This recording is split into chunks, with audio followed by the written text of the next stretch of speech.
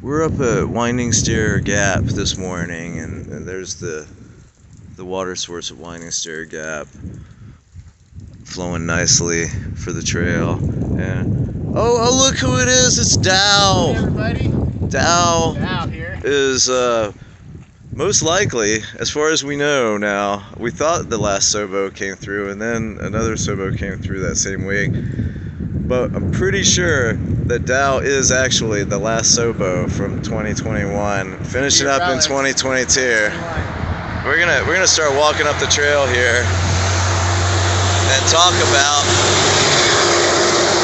about well, the AT being the last Sobo. Oh, there's a white blaze. Oh man, it's kind of hard to film and walk, but I'm gonna do it. And hold coffee. So Dow. Multitasking, yeah. I am multitasking. So tell us about your hike, man. You started in July? I started in July, and originally it was a long section hike. I originally wanted to vacation in Maine, so I built a hike with that.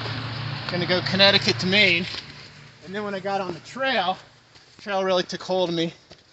Had all the gear, had the conditioning, decided, you know what, I'm gonna make this a thru hike. The trail has a way of taking hold of you, doesn't it? It sure does. I got up to the summit, Mount Washington, before sunrise, pink skies.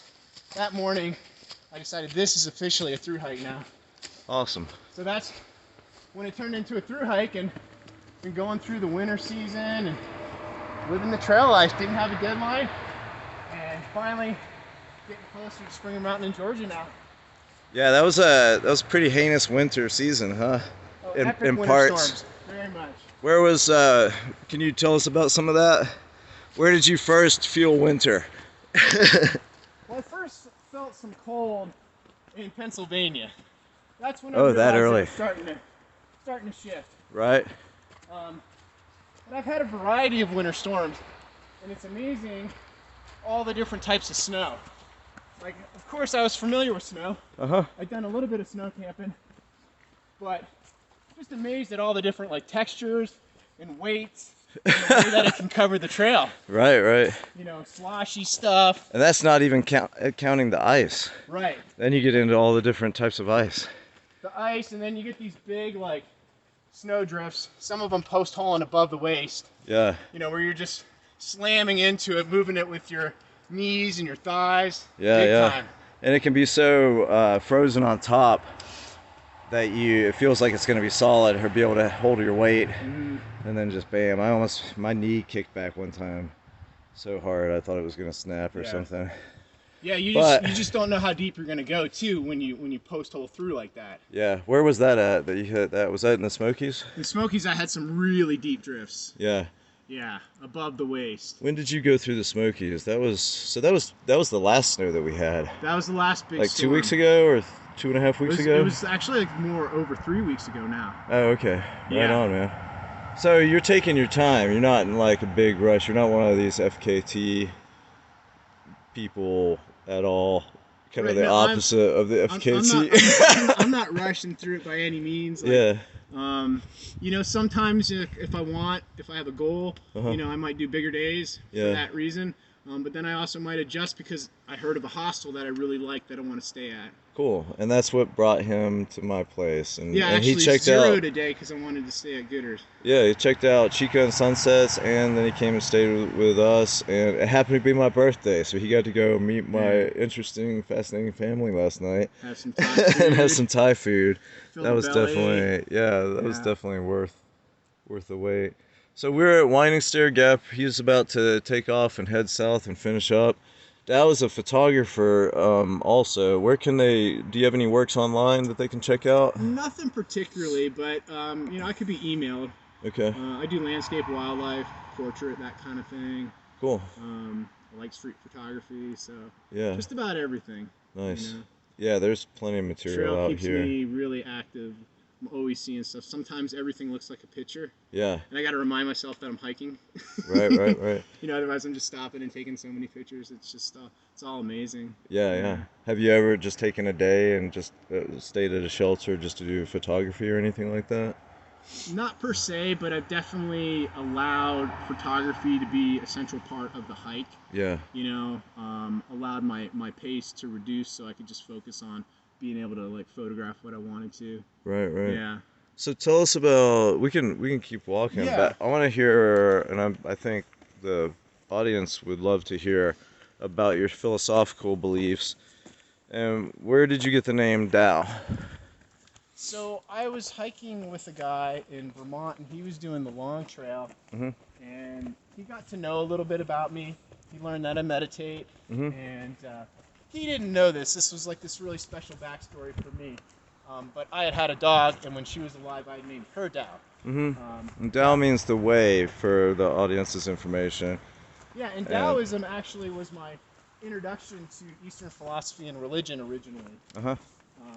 And that's ultimately led to what I practice today, which is Buddhism. So when he came up with that name, not knowing the backstory about my dog having that name, it was just real special for me. Yeah. And it really resonated like, oh wow, that's my trail name.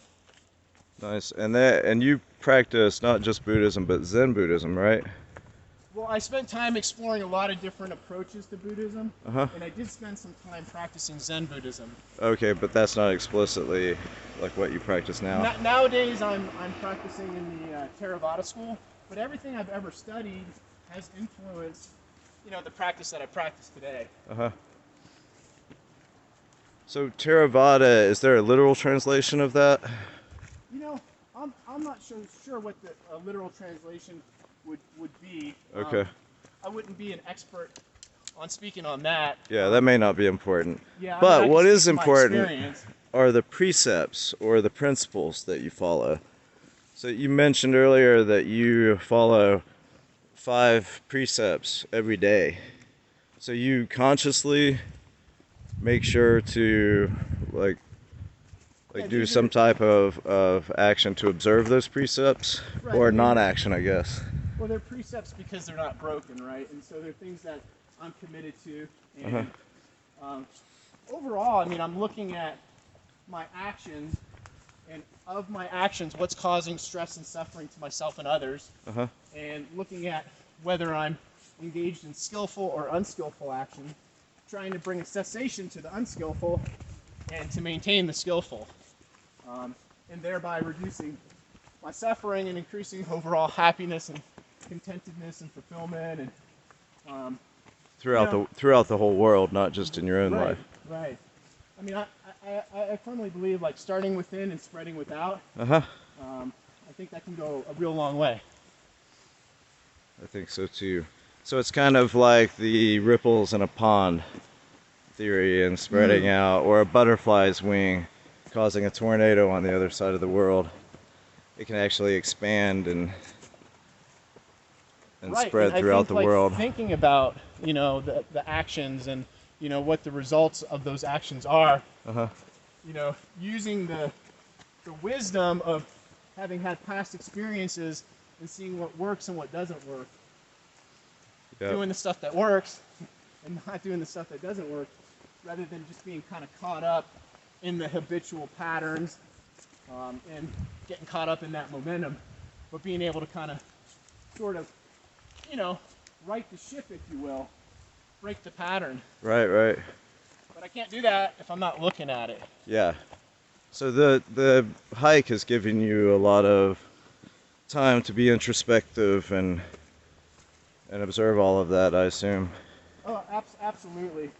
I'll spend time contemplating things, but I'll also spend time doing like walking meditation. And kind of experimenting with different things, some of which I've been taught, but other stuff I'm just experimenting with what works, for myself. This is the Winding Stair Gap sign. Okay, so the Winding Stair Gap sign. Yeah. The dual action. Look at that. It's like the infinite mirror technique or method or whatever. So, okay, what are the 5 precepts that you observe? Well, a lot daily? of them are like, basic stuff that a lot of people probably are living by, but it's not ever breaking them. So like not taking life, not stealing, not lying, not consuming intoxicants, no illicit sex, those kinds of things. Okay. All right, so that's great for people to know and think about and consider how that would affect their lives. One of the last things I was hoping that maybe you could show is, can you tell people how to do a walking meditation? Oh, walking meditation? Yeah. Well, I think whatever works best for the individual.